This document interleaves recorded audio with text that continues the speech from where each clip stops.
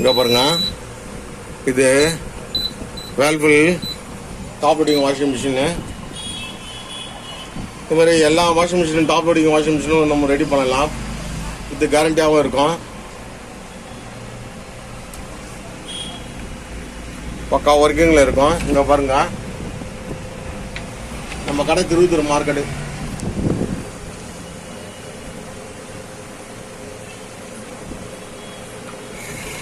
நம்ம கடை திருவத்தூர் மார்க்கெட் ஆப்போசிட்ல இருக்கு.